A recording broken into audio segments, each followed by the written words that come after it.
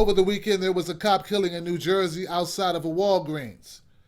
I don't know if I should call it a cop killing because what it amounts to is a cop execution.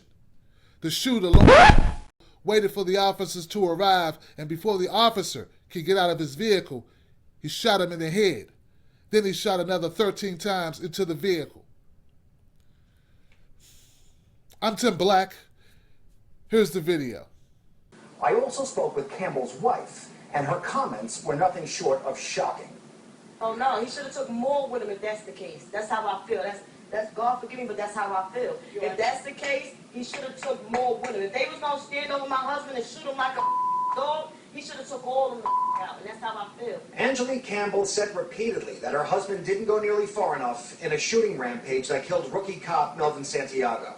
Standing next to an impromptu street memorial to the father of their 6-year-old daughter, she expressed little sympathy for the murdered officer or his grieving family. Ms. Campbell also had no sense as to what prompted the 27-year-old ex-convict to commit an apparent premeditated attack on unsuspecting cops. Did he give you any indication going into this as to what? No, I was asleep.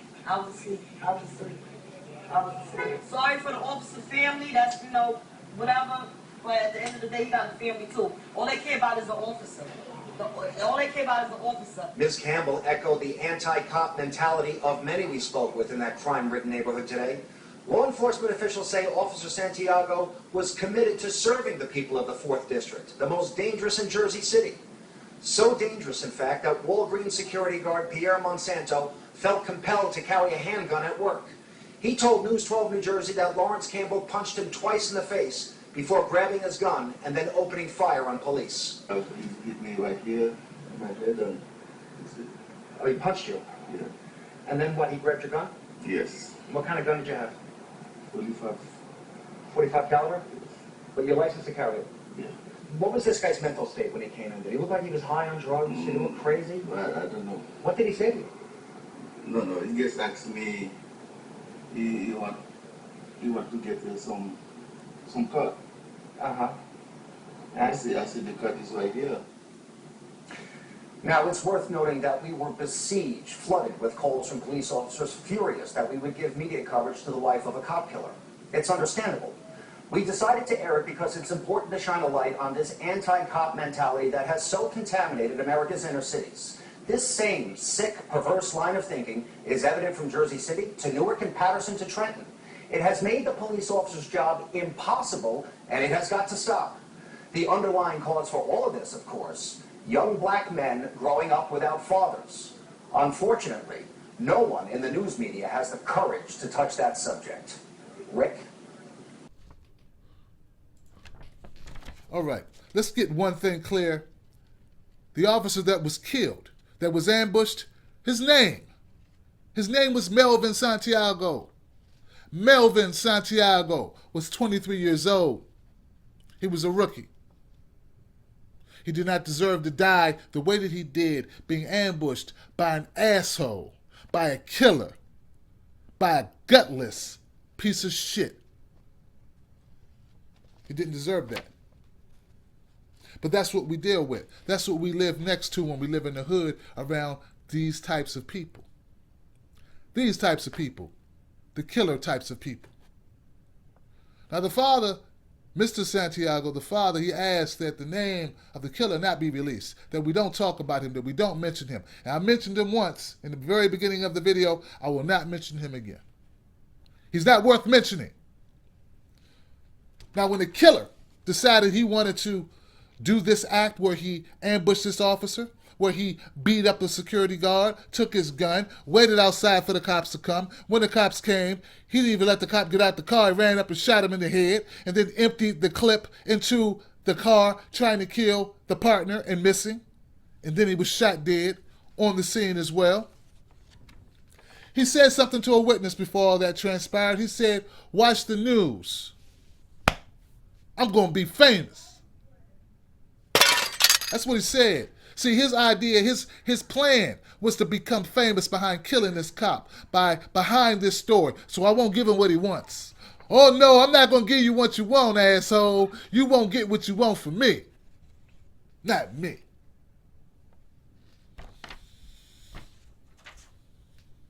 Let's move on to Miss vile piece of shit wife of the vile piece of shit killer. Let's move on to her. Now, I understand you're upset your husband just got killed. He was gunned down after shooting someone else, after taking a life unnecessarily, without provocation. I understand you may be upset about that, but for your vile stank ass to get on TV and say, well, he should have shot more of them, bitch, you are a waste of space. My only wish is that you do not have children. If you do have children, I would wish for someone to take those children and get them away from you. You are toxic. You should not breed. Melvin Santiago didn't do anything to your husband that would justify him being shot in the fucking head like an animal that you put down. And when you do shit like that, like your husband did, the result is more trigger-happy cops because they don't want to end up like Melvin Santiago, just doing their fucking job. They want to do their job and go home, not end up on a slab because your husband wants to be famous. So, bitch, you have problems. I don't know how people defend you. I'm sure there'll be one or two people who will come and thumbs down my vehicle and say some dumb shit like we need to defend her, like we need to think about the plight of black people in that neighborhood. And you know what? I will say this. There's a reason why the black people in that neighborhood don't like cops. And I don't think it's because they don't like the color blue. There's a reason. I'm not going to go too far into that because I don't know what's happening in that neighborhood. But I got a feeling that some shit done went down. See, you know, sort of like those terrorists that we create every time we do a drone attack and we hit the wrong people.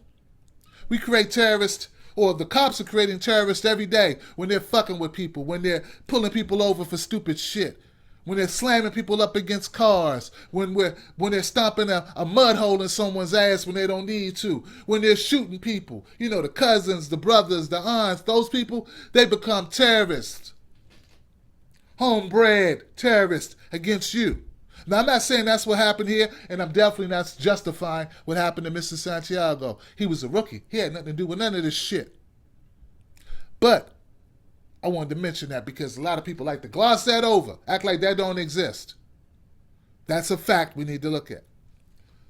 Another thing about this story that's very interesting is that reporter in the story, his name is Sean Bergen.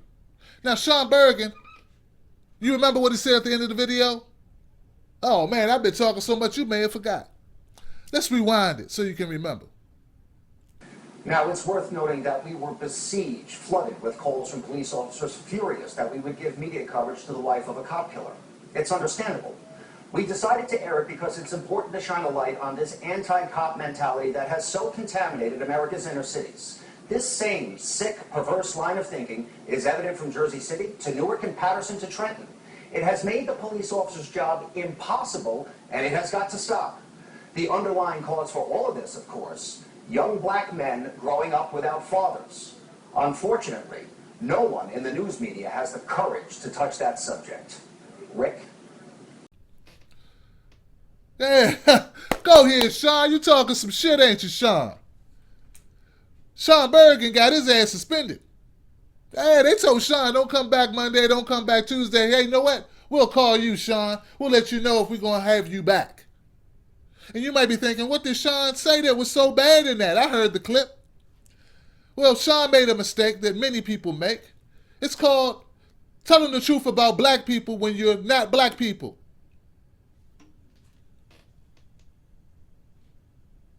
That's right. Telling the truth while white. That's the mistake that Sean made. Unfortunately, he didn't learn the rules. The other mistake he made was he just made all of the media look like assholes when he said nobody in the media had the heart to tell the truth about what's going on in the inner city. He just made a whole lot of people look bad, including the station that he's on. Just for a side note, you know, there have been people, somebody fucking criticized me today and said, well, you're just trying to make money off of video content. Fuck you, man. I tell the truth. What I'm saying in this video, you won't get that shit on CNN. You won't get it on MSNBC. You won't get it on Fox News. You won't get it no fucking where because it's my truth. Since we got the shitty black woman who I could talk for days about because she's nothing but a piece of trash. We got the killer who's a shitty Negro man who ain't shit, who wants fame by killing a man for no fucking reason.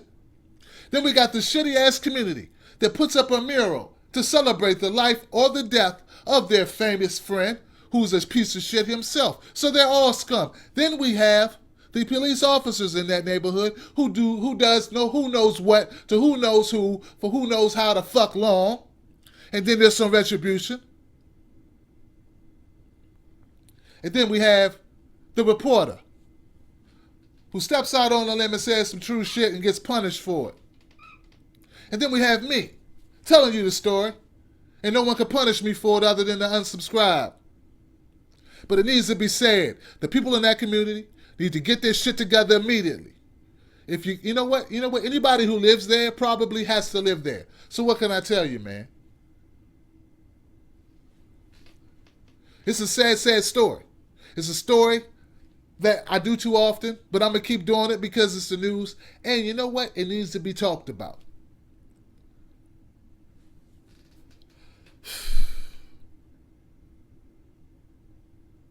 Just gunned this young man down for no reason. My condolences to the father of Melvin Santiago.